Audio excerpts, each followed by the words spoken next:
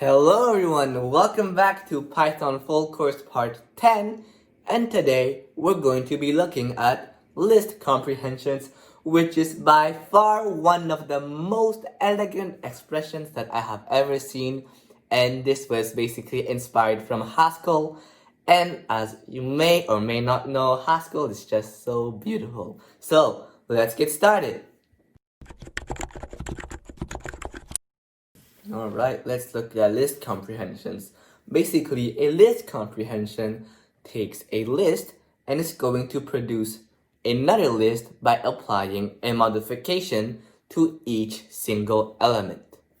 So, what does this look like? So let's say I have range of 10 and I want to add 3 to each element from that.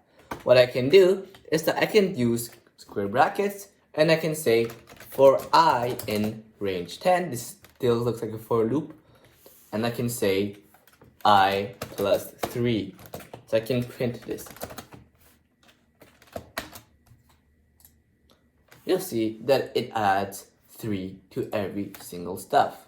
So if I print list range 10, then at first it's 0, 1, 2, 3, 4, 5, 6, 7, 8, 9. And then when you have plus 3, plus 3, plus 3, plus 3, it's going to add 3 correctly. So what is the syntax for a list comprehension? The syntax for a list comprehension is that you have to put square brackets and then you say the modification you're going to perform on that element. So what is the new value? So I plus 3. Then you have to put for in. So for, what is the variable you're going to name? That's going to be the element you're iterating, so I. Then in, what are you iterating over? Range of 10. So this is just the syntax of list comprehensions.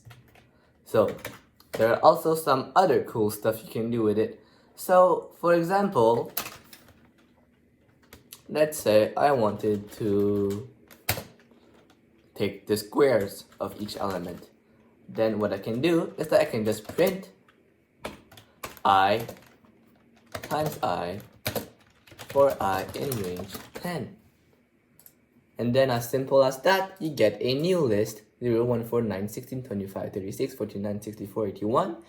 And it's just such an elegant expression. It's just one simple, beautiful line instead of having to do list my squares is equal to an empty list, and then I have to do for I in range 10. I have to say my squares dot append, and then what do I have to append? I have to append I times I, and I have to print my squares. This is just so cumbersome. It's 4 times the lines for something as simple as that. So in any case, when you can use list comprehensions, use them. It's going to make your code more readable and much more cleaner.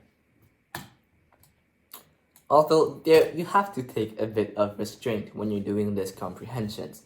So for example, if you wanted to calculate some complex operations on it, such as, I don't know, I plus 3 times 4 times 5 minus, I don't know, I plus 23 minus I times I plus I times parenthesis of I plus 1 times I plus 2 times I plus 3 minus 250 times I times 23 over 1 over 1500 times minus I plus 20. Then in this case, I don't even know what's going to produce as output. It's going to produce this as output. I don't want you to do this. What I want you to do is that you're going to say define my operation. It's going to take an input, so it's going to take num, and then let's say I for now, because I can just copy paste a snippet, and then I'm going to take this piece of code, put it here, and I'll say return. Then here I can just say my operation I. So there, this is much more cleaner and much more readable. So you're just saying that you're applying my operation for each element in range of 10. There are also other cool stuff you can do with list comprehensions, such as filtering. So let's say I have, again, range of 10, and I'm going to say for I in range of 10. Then what I want to do is that I want to filter all elements that are smaller than 3. So I'm just going to say, what do you want to return for each element? I'm just going to return it intact, so just I, without modifying. And I'm going to use something that's going to filter it. And the syntax for it is that you have to put after the for you can use if. And then you can say if, and you can evaluate any statement. So if I bigger than 3. So this is only going to keep everything that's bigger than 3. So I can print it.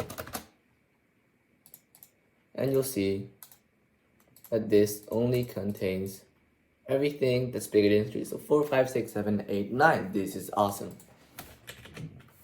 I can also say, for example, if I bigger than 3 and I smaller than 7.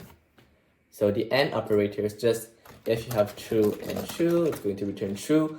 And then when you have any of them that is not true, so if this or this is not true, then it's just going to return a 0. So this will only return true when both of them are true. So I bigger than 3 and I smaller than 7. So this makes sense logically. You'll see that I get the range I want. So 4, 5, 6, they're all bigger than 3 and smaller than 7. So this was all about list comprehensions. Thanks for watching. If you like this content, like, subscribe, do all that good stuff. And in the next video, we are going to look at dictionary comprehensions. So stay tuned.